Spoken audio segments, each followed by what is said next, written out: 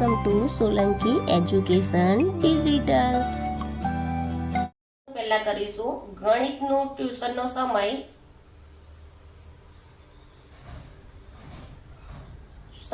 કેટલો છે? 15:30 થી 16:45. તો આપણે મોટી રકમમાંથી નાની રકમ બાદ કરીશું. 30. 5 4 માંથી 3 જાય તો 1 0. 6 માંથી 5 જાય તો 1 ને 0. એટલે કેટલા સમય ચાલે છે ગણિતનું ટ્યુશન? 1 કલાક ને 15 મિનિટ સુધી. લખીશું અંગ્રેજીના ટ્યુશનનો સમય કેટલો છે? 17 કલાકથી 18:20 સુધીનો છે. તો આપણે મોટી રકમમાંથી પહેલા બાદ કરીશું. 0 0 2. 8 માંથી 7 જાય તો 1 ને 1 માંથી 1 જાય તો 0. હવે પૂછ્યું છે કે આપણને કે પૂરું થાય બંનેમાંથી કયા વિષયનું ટ્યુશન વધારે છે? તો અહીં લખીશું કયા વિષયનું અંગ્રેજી ટ્યુશનનો સમય વધારે છે. મોહન ચાની દુકાન ચલાવે છે. તે 1 કપ ચા બનાવવા 20 મિલી વાપરે છે. તેને 100 કપ કેટલા દૂધની જરૂર પડે? 1 કપ ચા બનાવવા 20 મિલીલીટર દૂધની જરૂર પડે છે. તો માટે 100 કપ ચા બનાવવા કેટલા દૂધની જરૂર પડે?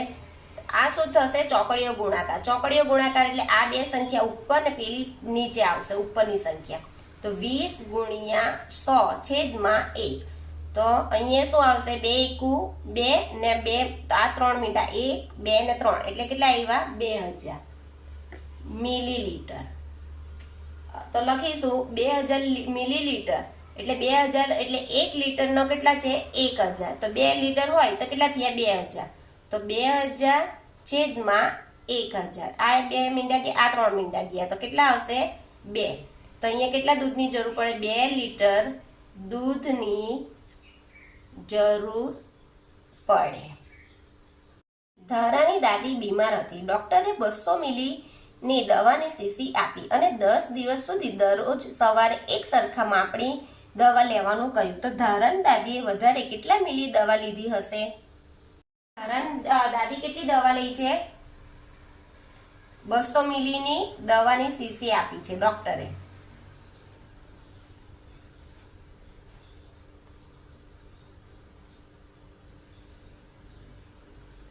દસ દિવસ લેવાની છે એટલે શું કરીશું?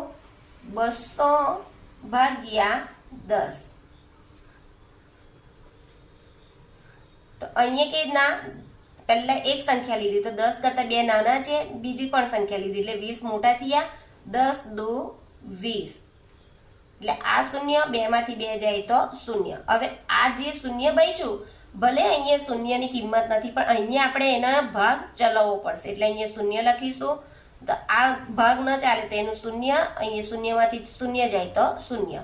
તો અહીં લખીશું જવાબમાં માટે ધારાની